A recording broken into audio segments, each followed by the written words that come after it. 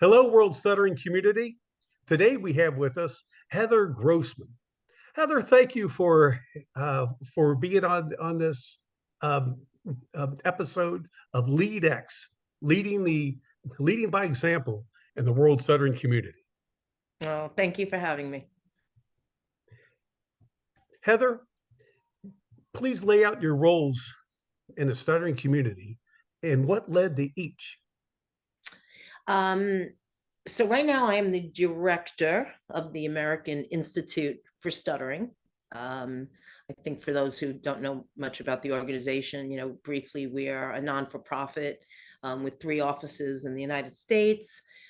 We provide generous scholarship assistance for people who can't afford therapy.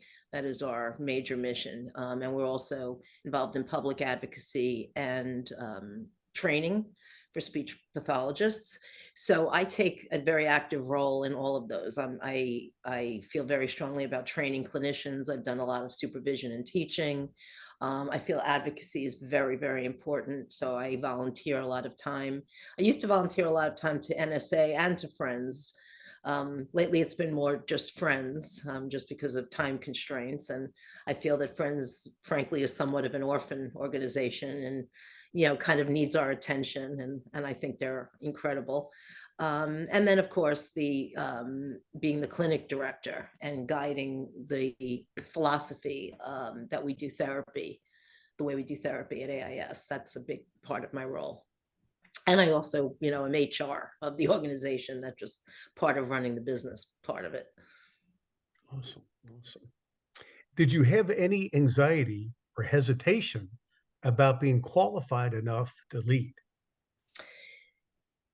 Yeah, a lot actually. Not in my ability to lead clinicians because I feel that I'm good as a supervisor because I just as when you're working with a client, I feel that I'm able to lay out a rationale for why something should be done a certain way, instead of just haphazardly doing therapy. So I'm very comfortable in leading clinicians to learn about therapy. On the other hand, the side of business that included fundraising, dealing with human resources, dealing with a lot of administrative things. Frankly, I got thrown into AIS. It was very strange the way I came to AIS. I was hired to be a full-time therapist, and then because at the time the executive director was ill and needed to step away. And without me really having any notice, I stepped up into that role without her there to train me. So I had to really be self-taught. And the other thing that gave me a lot of anxiety and hesitation was not being a person who stuttered. So I always felt that there was a underlying, I'm a big REBT therapist, so I speak about gremlins, those negative thoughts that we have in our head. I always had this gremlin that people who stutter would be thinking, what does she know about stuttering? She doesn't stutter. And, the young and up and coming therapists who stutter would be, what does she know? She doesn't stutter. So I was always I felt sort of humble in exerting my opinion about what I felt about how therapy should be done because of by the fact that I don't stutter. So that would sometimes give me some anxiety and hesitation. So when I first came to AIS, I wanted to make some very, very dramatic programming changes. It was just how I felt at the time about the philosophy. And I had just finished my PhD and had a very strong philosophical framework that I was working from. And I didn't feel confident enough right away to make the changes that I felt should be made. So I kind of maybe dawdled a little bit. I was trying to be diplomatic. In my mind, I was being diplomatic and I didn't, who am I to again come in the upstart and throw out, everything that had been done in the past, when frankly, there were people who spoke very positively about those experiences, so I was conflicted. So those were some of the initial things that have been a challenge. Now what's more anxiety provoking is the nuances of messaging, You know, in a world of social media, you have to be very careful about how you state things. And if you're very pro something, you have to make sure you're not sounding like you're too against the other, you know, keeping that sense of diplomacy, and growth, you know, keeping a team moving, when there's more people and more locations. Excellent. What challenges did you face in each role, and how did you overcome them? Well, the first one is my favorite to talk about. Is I just always say this: if the only way you're going to know about stuttering is listening to people's stories. So it started with just going to many, many conferences and listening, just listening to people's stories, listening to parents, what their experiences were. Again, going to a lot of NSA I think any person who doesn't go to NSA and friends conferences is not really a specialist. Because I think being a specialist is being part of a community, which gives you a different kind of understanding than when you just work in an office. So I think I came to it from that perspective. You know, let me learn as much as I can about this before I make any informed decisions. Um, as far as getting over some of the challenges of the work, um, you know, it was whoever would listen. You know, it was good friends, it was good family members, it was forming strong bonds with the people that I work with, you know, and having them help me, you know, really being honest. You know, it took a little bit of humble to say, you know, I don't really know what's going on. You know, this is all new to me. You know, I'm Yeah. not claiming that I know what's going on, you know. Please, you know, be patient with me. And you know, and we'll kind of learn together, which I think kind of is sort of how my leadership style works anyway, is sort of a collaborative, let's, you know, let's grow together type of team approach, you know, and that was very helpful in getting over, you know, the challenges of my roles. So, how do you motivate an organization of people who stutter? So an organization for people who stutter or of or people who stutter? I would say both. Well, I think you motivate people who stutter by bringing them together, Mhm. because you know, hope is by seeing what other people, you know, so I always say that the most important thing to do for people who stutter is to bring them together. You know, that's how you motivate people. You show them what's possible, you show them the anti-gremlin. I don't think I can be a sports writer, I'll introduce you to a sports writer who stutters. You know, I think that is the key to that. As far as my organization, people have to be motivated by feeling appreciated. So it's very important to show that appreciation, I feel, in words. You know, sometimes I don't know if I do it enough. I probably don't. Showing it in words, showing it in little tokens, you know, gifts when you can, advocating to a board on their behalf, because that is part of my role. And as someone who's terrified of any quote conflict or coming off as confrontational with anybody, it's sometimes hard for me to advocate for myself. And then it's also hard for me to sometimes advocate for others. But that's my role, you know, so I kind of have to man up to that. So showing appreciation. But I think another key is allowing people to do that which motivates them. There's a lot of different tasks at AIS that could be done. And if you're not into it, I'd rather you tell me, I hate this. Can I do that instead? Than grit your teeth and do what you think is part of your delegated responsibility. So I try to create an atmosphere where people can say, you know what, I'd really like to do? I really want to talk to some schools and teach teachers about stuttering. Can we make that happen? Let's make that happen. You know, there's so many different ways to touch people out there and educate about stuttering.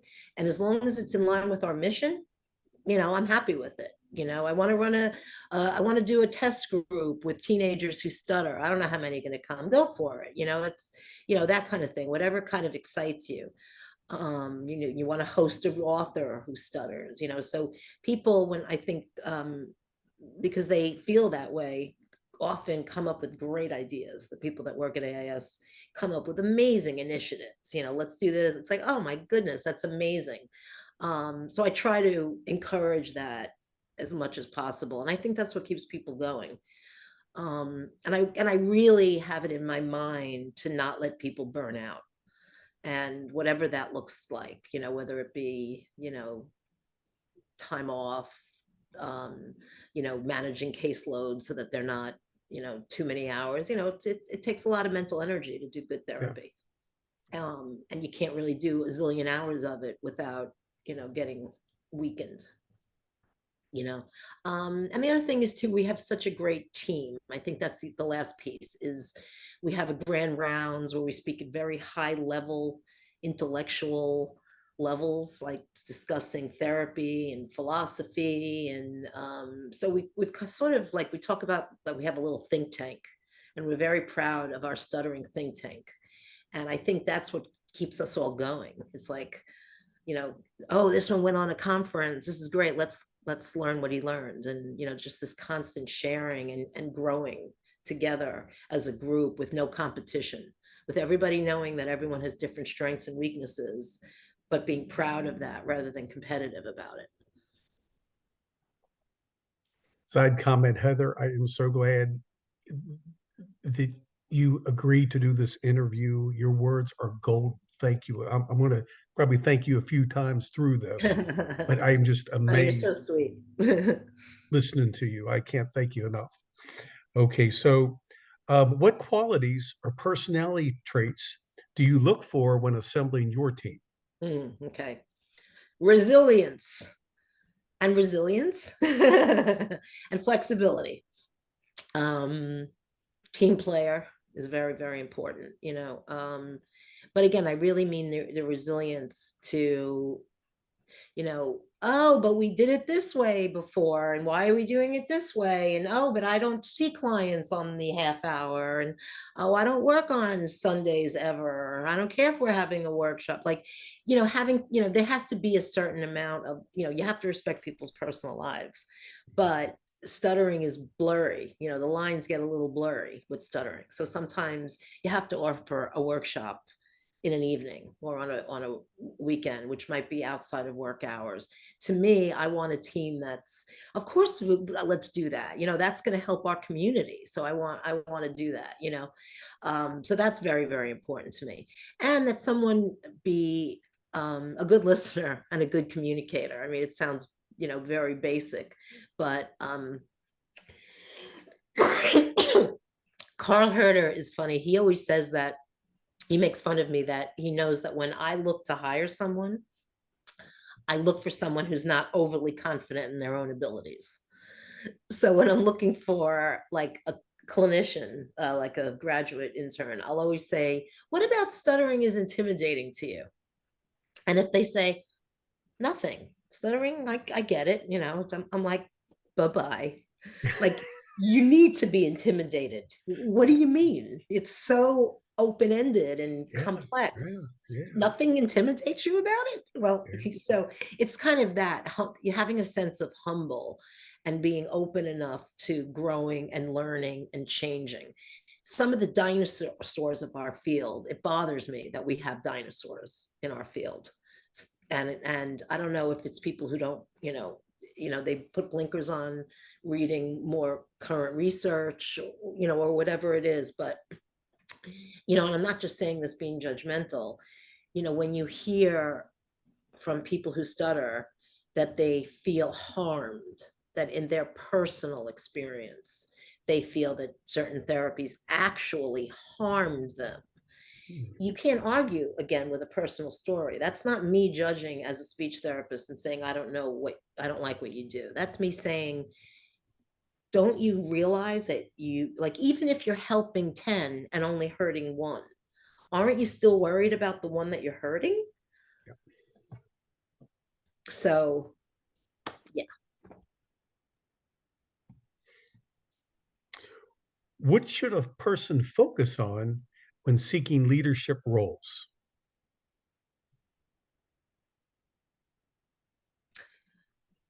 I think really listening, taking in a lot of data, at first. What are the expectations? What is the history?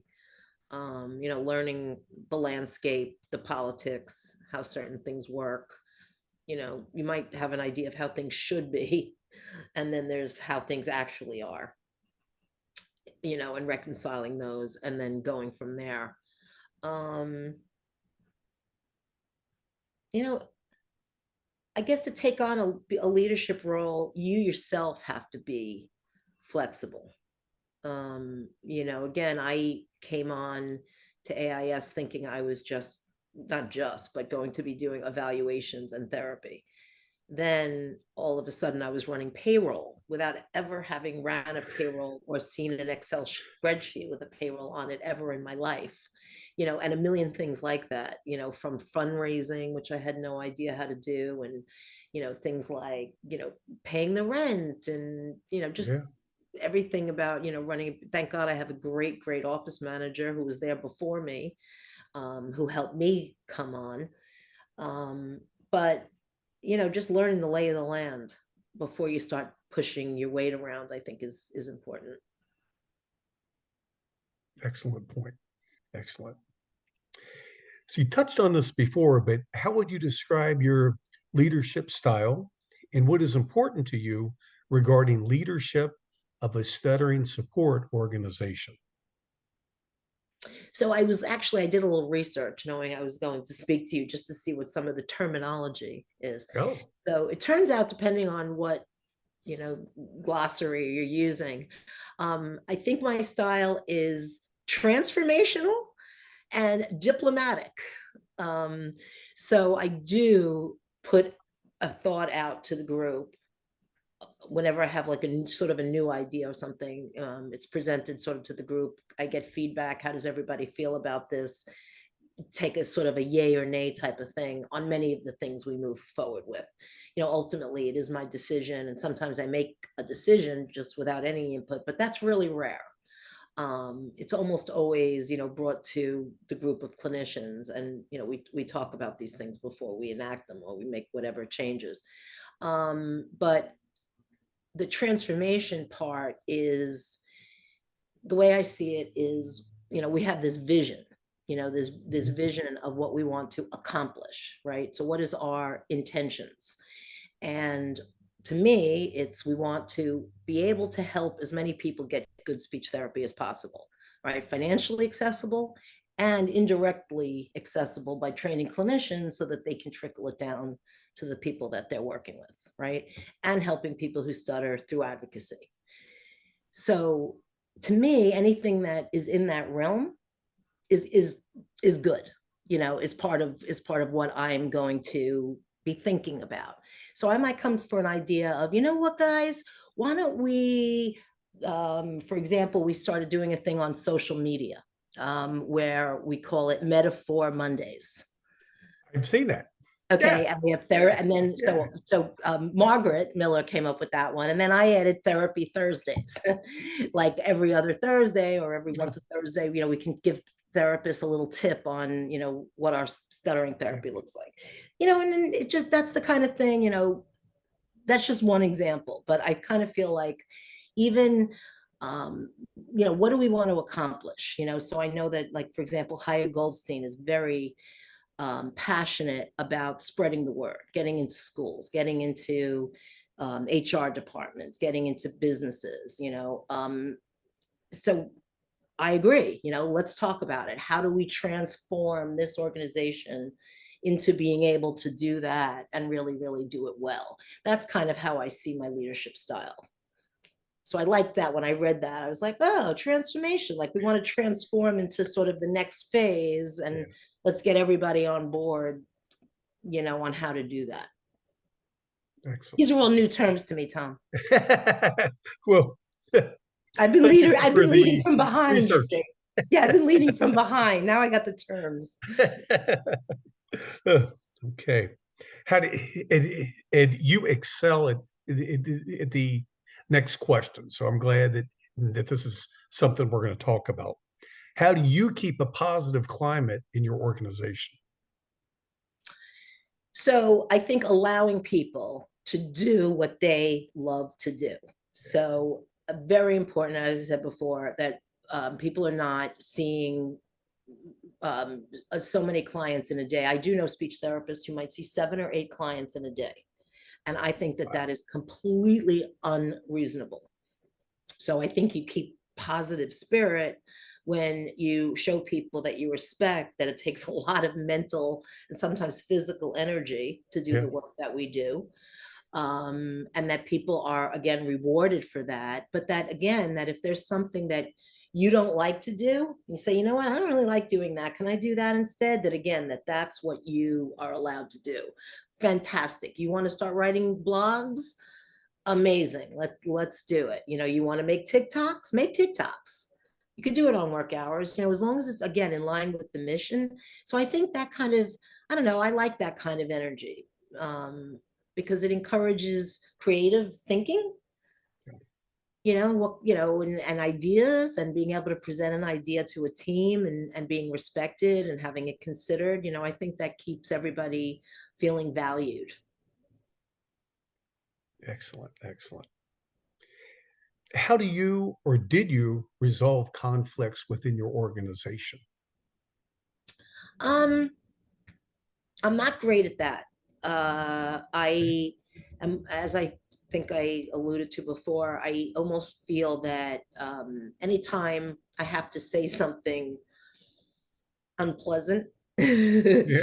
Yeah. I'm afraid they're not going to like me or something. It comes back to my personal gremlins that everybody has to like me. Of course, not everyone has to like me. I mean, I know that. I really do. But, that's one of those personal things. And I've always sort of equated um, criticism, even valid criticism, as confrontation.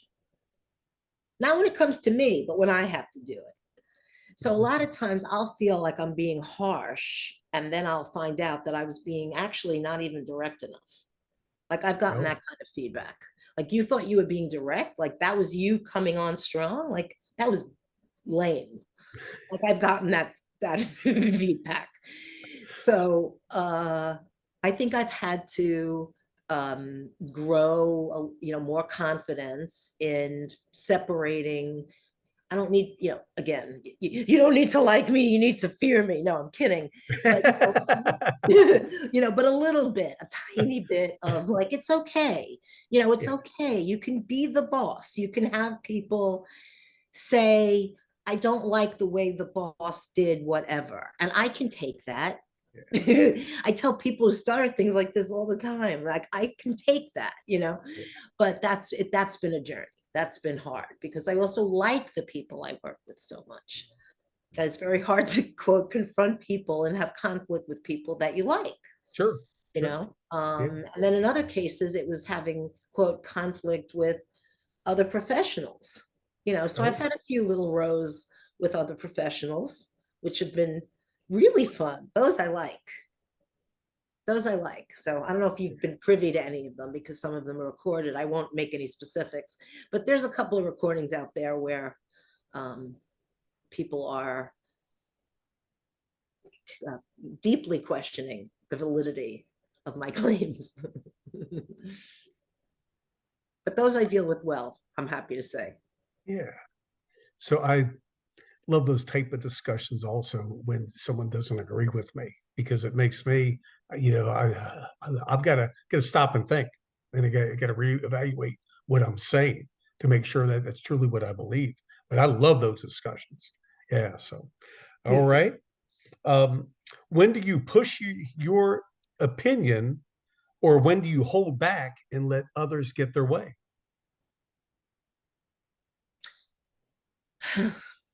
That's it's hard. It's a pick and choose your battles type of thing, the way I see it, right?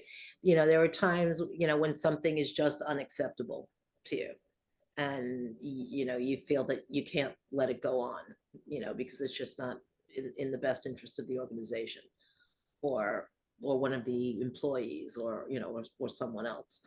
um a lot of times if it's something, look, we none of us are perfect. I certainly am not. So I really hope that when I am imperfect, people can sort of give me the space. Yeah. So that's how I see it. you know um Everybody has an off day, everyone has an off moment. And, if someone does something that's a little irksome, I don't have to bring everything to their attention, unless it's something that is really going to be a big problem. So until Awesome. you just keep pushing it down until you explode.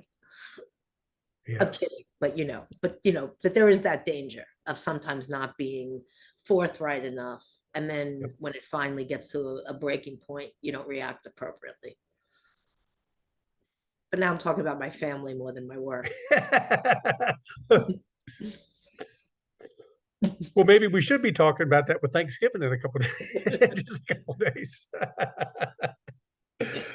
Okay. How do you handle negative remarks or criticism personally and organizationally? I know that you touched on that before, uh, also, but I just wondered if you could maybe reiterate your thoughts about that. Um, what it is, I'm very sensitive.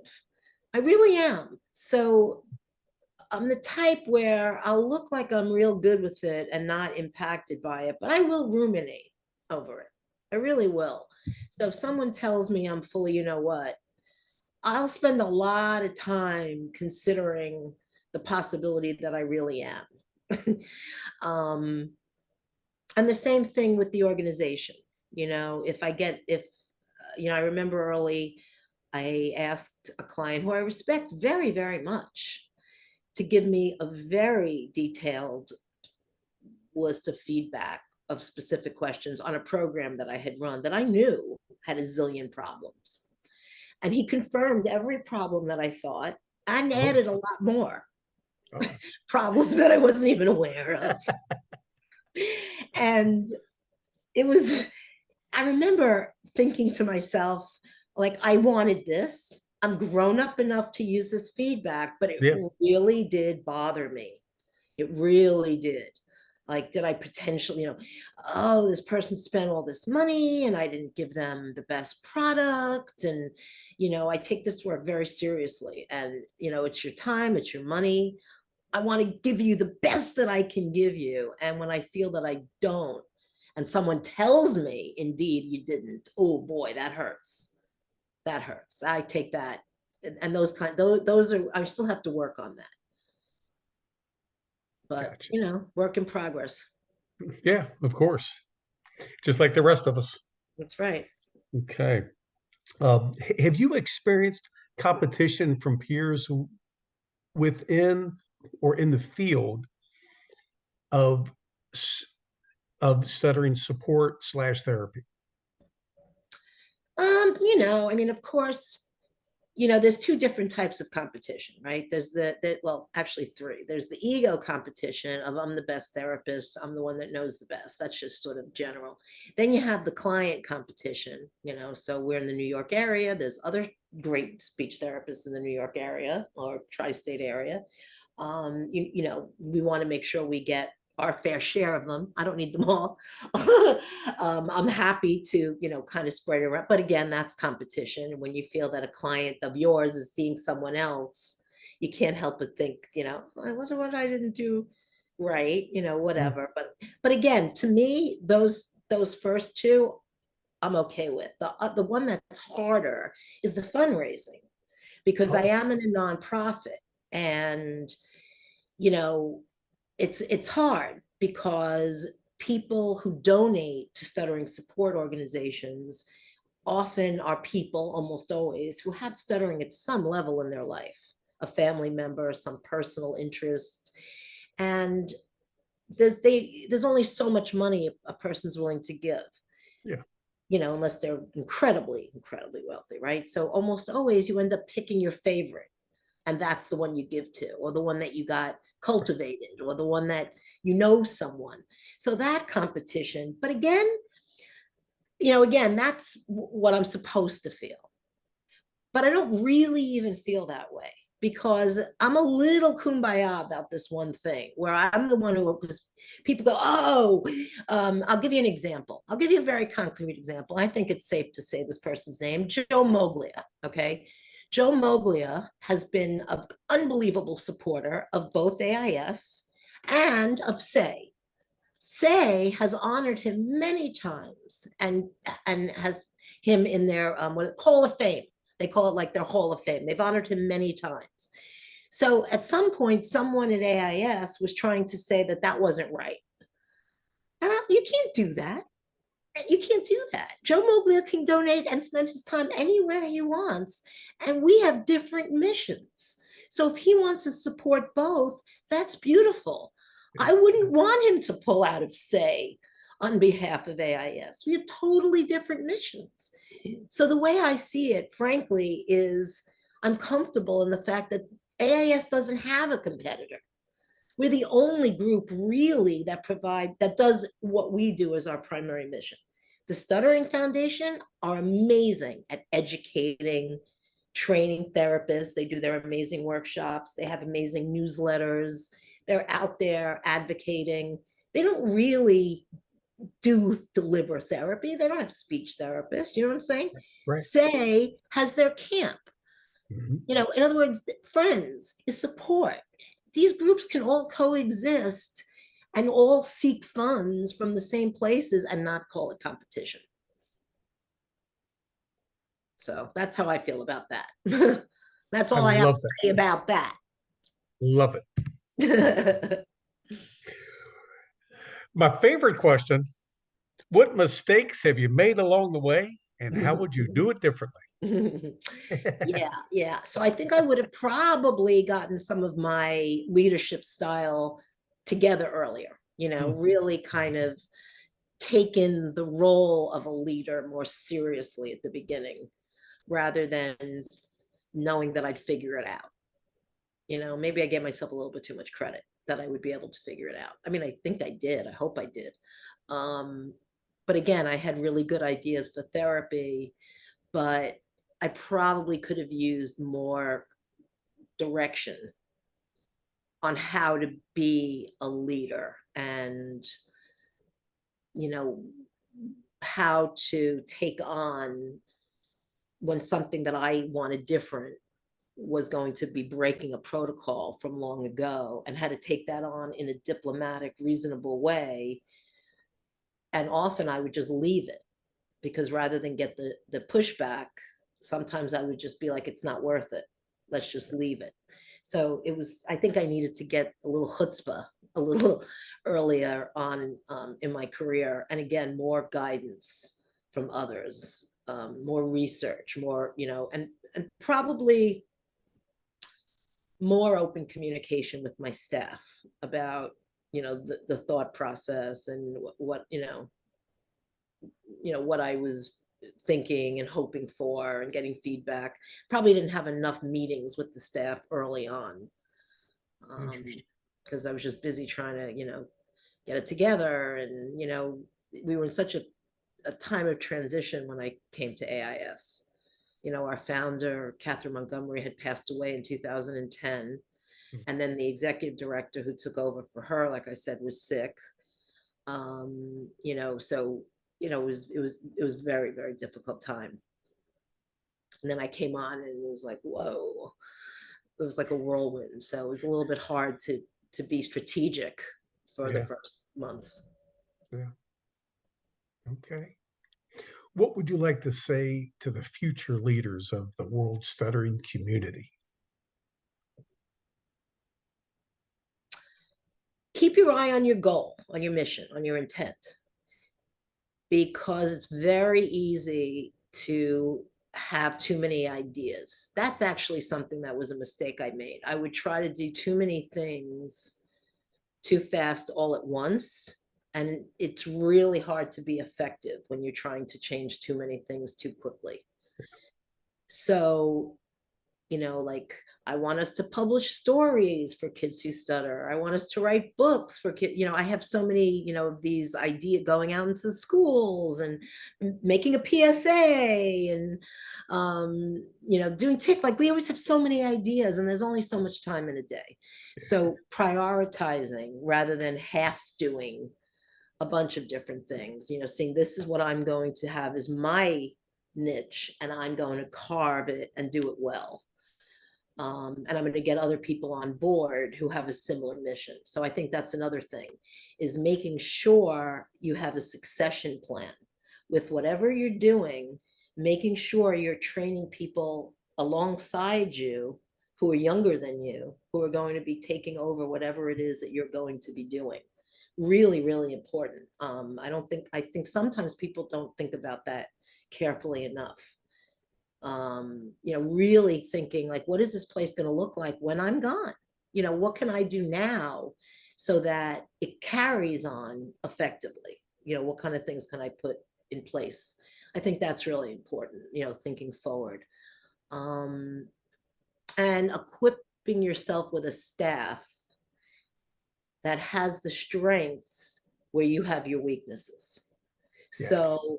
really important for me, for example, with the way my sort of ADHD brain works, to find people who are, for example, very detail oriented, because I'm not. I'm often like up here, in the clouds, and I need people to be like, okay, so what is the first step, and then what is the second step, and so finding people who have the abilities that complement what you're good at, Yeah. and not being threatened by it. So I think also, again, getting out of your own way. I have therapists that have incredible talents, and you have to be secure in your skin, honestly, to not be threatened. And I know that there are, and I've spoken about this throughout the years with fluent therapists and all therapists, who it gets intimidating when you see someone who's amazing and you want to be great and you're like, oh, do I know what I'm doing? I hope, am I doing this right? You always question it. But I think it's important for leaders in the stuttering community to not be threatened by other talent, to welcome it. It's not a sign against you if somebody can do something better than you can. There's no place really for that much hubris, in our world. Heather, thank you for talking to us today, and thank you for the amazing work that you and AIS does for our stuttering community. You are a world leader, and your words and your thoughts today were just solid gold. And Oh, this is a forever resource for the future leaders of our World Stuttering Community. And from the bottom of my heart, thank you for spending time with me today. I really thank appreciate you. it. Thank you. It was a Okay. great talk, really. And Well, I want to make sure I do a shout out to all my therapists and all the yeah. great talent that we have out there. Awesome. California, Greg Scott and Carl Herder and Margaret Miller in Atlanta, and Kaya Goldstein and Crystal Kubart and Marco Malia in New York, and Jenna Hall also in Atlanta. You have good talent. And soon we'll Well, have a nice big proportion of the stuttering specialists in the United States. well, thank you once again, Heather. Thank you, Uh, Tom, so Thanks much. for helping us. Thank you. Thank you. I hope to see you soon. All right. Bye.